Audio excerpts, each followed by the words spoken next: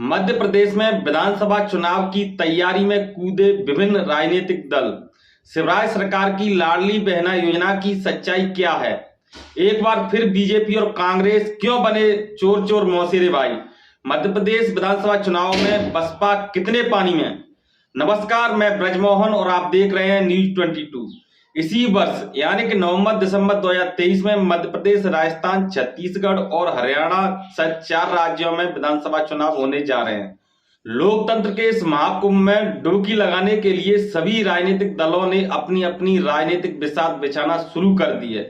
इस सब के बीच सबसे बड़ा सवाल यह है कि क्या 2023 के विधानसभा चुनाव में बहुजन समाज या देश के 85% लोगों का प्रतिनिधित्व करने वाली बहुजन समाज पार्टी को सत्ता का स्वाद चखने को मिलेगा या नहीं?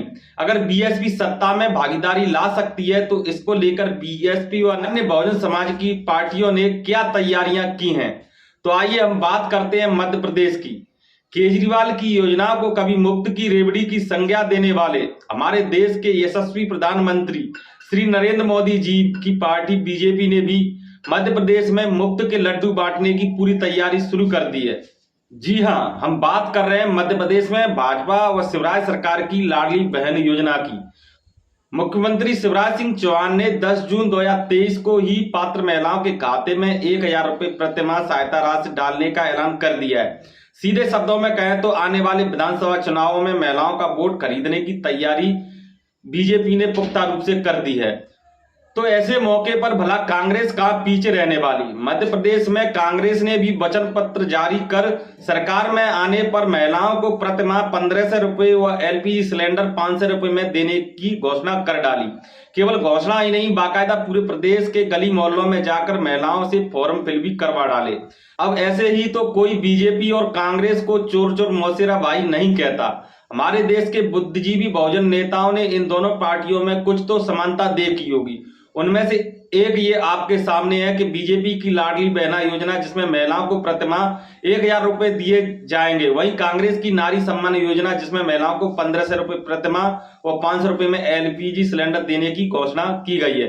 यानी दोनों पार्टियों की नजरों में प्रदेश भर की महिलाएं लालची व बिकाऊ प्रवृत्ति की है। पैसा फेंको और तमाशा देखो। दोनों पार्टियों को पक्का विश्वास है कि प्रदेश भर की महिलाएं इनके लालच व झांसे में जरूर आएंगी और उन्हें ही वोट देंगी, क्योंकि अगर बीजेपी और कांग्रेस दोनों पार्टियों की नजरों में मध्य प्रदेश की महिलाएं बिकाऊ और लालची प्रवृत्ति की नहीं होती तो बीजेपी विकास के नाम पर वोट मांगती और कांग्रेस अपने वचन पत्र में विकास की बात करती। कांग्रेस अपने वचन पत्र में इन महिलाओं के बच्चों की शिक्षा की बात कर सकती थी, युवाओं को रोजगार की गारंटी दे सकती थी, महिलाओं की सुरक्षा की बात कर सकती थी, लेकिन इन मुद्दों को न तो बीजेपी और न कांग्रेस ने जरूरी समझा। लेकिन अब समझना प्रदेश की महिलाओं को है और देखना है कि ये प्रदेश की महिलाएं इन दोनों पार्टियों के झांसे में आती हैं या फिर विकास के नाम पर वोट करेंगी। मध्य प्रदेश के विधानसभा चुनावों की बात हो और बीएसपी का जिक्र ना हो, ये कैसे हो सकता है? क्योंकि बहुजन समाज पार्टी देश के साथ साथ मध्य प्रदेश में भी तीसरे नंबर की पार्टी है। बीएसपी ग्वालियर, चंबल संभाग सहित कई क्षेत्रों में अपनी मजबूत पकड़ रखती है, तो कई क्षेत्रों से इसने समय समय पर विधायक सांसद भी दिए हैं। मध्य प्रदेश में बहुजन समाज पार्टी के प्रदेश अध्यक्ष इंजीनियर रमाकांत पिप्पल हैं, जो बसपा के गढ़ मुरैना से आते हैं। बीएसपी की मध्य प्रदेश में कितनी तैयारी है, आप इस बात से अंदाजा लगा सकते हैं कि मैं खुद पिछले कई वर्षों से राजनीति के साथ साथ पत्रकारिता में सक्रिय हूं। पिछले लगभग 5 वर्षों से कई मीडिया संस्थानों में काम किया है। जब हमें खुद बीएसपी की तैयारी के कोई पुख्ता इनपुट नहीं मिलते हैं तो आप सोचिए प्रदेश के दूर दराज में निवास करने वाली भोली वाली जनता को क्या खाक पता होगा।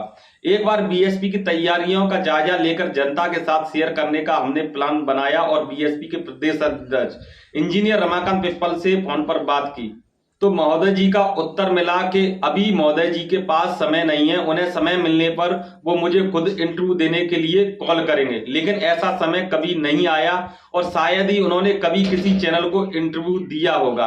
अब आप ही सोचिए कि जिस पार्टी के नेता व प्रदेश अध्यक्ष अपनी पार्टियों की नीतियों को जनता के सामने नहीं ला सकते, वे पार्टियां विधानसभा चुनावों सहित अन्य चुनावों में कैसा प्रदर्शन करेंगी।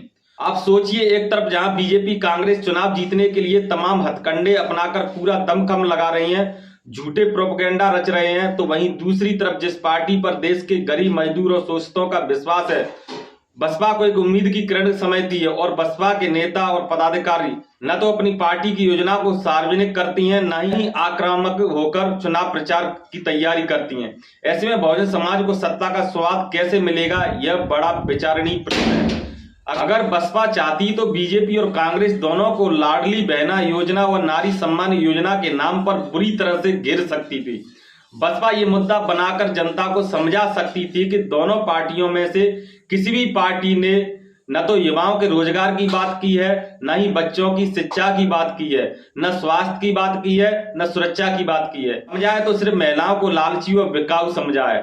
इसलिए बीजेपी ने 1000 रुपये प्रतिमाह देने की बात की और कांग्रेस ने 1500 रुपये प्रतिमाह देने का वादा किया। बसपा को यह मुद्दा बनाना चाहिए था कि क्या 1500 रुपये प्रतिमाह मिलने से जिन्हें शिवराज मामा अपनी बहन कहते हैं, उनके बच्चों का भविष्य सुरक्षित हो जाएगा, उनके बेटों को रोजगार मिल जाएगा, प्रदेश भर में महिलाओं के साथ जो अन्याय अत्याचार हो रहे हैं, उनके साथ बलात्कार हो रहा है, उस पर रोक लग जाएगी। इन सब का उत्तर है नहीं। बल्कि सही बात यह है कि बीजेपी और कांग्रेस की नजर में शिक्षा व्यवस्था, स्वास्थ्य व्यवस्था और सुरक्षा व्यवस्था कोई जरूरी मुद्दे हैं ही नहीं, क्योंकि बीजेपी और कांग्रेस दोनों ही नहीं चाहती कि प्रदेश के नन्हे बन्ने बच्चे पढ़ लिख कर अपने पैरों पर खड़े हों। क्योंकि अगर प्रदेश के युवा पढ़ लिख कर अपने पैरों पर खड़े हो जाएंगे तो शिक्षित समाज इन मनवादी और ढोंगी पार्टियों से बगावत कर बैठेंगे, इनकी करतूतों को जनता के सामने रखेंगे। इसलिए यह दोनों ही पार्टी शिक्षा को बढ़ावा नहीं देना चाहती हैं। और अगर यह दोनों ही पार्टी हकीकत में शिक्षा, स्वास्थ्य और सुरक्षा को बढ़ावा देना चाहती हैं तो इन मुद्दों को अपने चुनावी एजेंडे में जरूर शामिल करती। बहुजन समाज पार्टी के पास अब भी वक्त है, वह इन मुद्दों के साथ साथ ऐसे ही अनेक मुद्दों को हथियार बनाकर प्रदेश भर में आक्रामक प्रचार प्रसार करके प्रदेश के कोने कोने तक इन मुद्दों को पहुंचाए तो शायद बहुजन समाज को मध्य प्रदेश में सत्ता का स्वाद चखने को मिले।